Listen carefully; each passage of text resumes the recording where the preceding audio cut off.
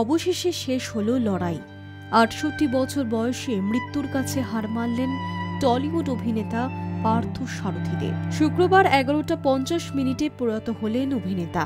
সিওপিডির সমস্যায় ভুগছিলেন তিনি। তার নিউমোনিয়াও ধরা পড়েছিল। সেখান থেকেই বুকে সংক্রমণ ধরা পড়ে।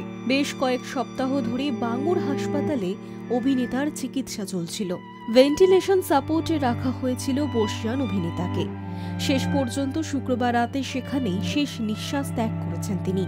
এর আগে ২০২১ সালে একবার করোনায় আক্রান্ত হয়ে হাসপাতালে বেশ কিছুদিন ভর্তি ছিলেন পার্থ সারথী। জনপ্রিয় এই অভিনেতার মৃত্যুতে টলিউডের শোকের ছায়া নেমে এসেছে। দীর্ঘ ৪০ বছর ধরে অভিনয়ের সঙ্গে যুক্ত ছিলেন তিনি।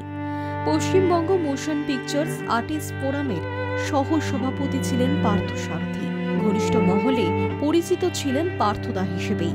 ফোরামের তরফে রাতে একটি বিজ্ঞপ্তি প্রকাশ করে অভিনেতার মৃত্যুর সংবাদ জানানো হয়েছে।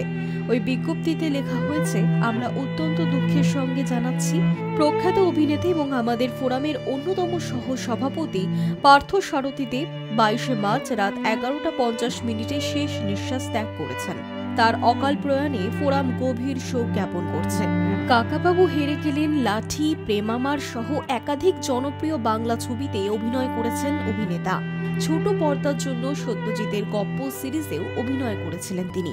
গত বছর বগলা মামা, যুগ যুগ জিও এবং রক্তবীজ ছবিতেও দেখা গিয়েছে তাকে। সম্প্রতি স্ত্রীর সঙ্গে বিবাহ বিচ্ছেদ হয় পার্থ সারথীর। তারপর থেকে একাই থাকতেন তিনি।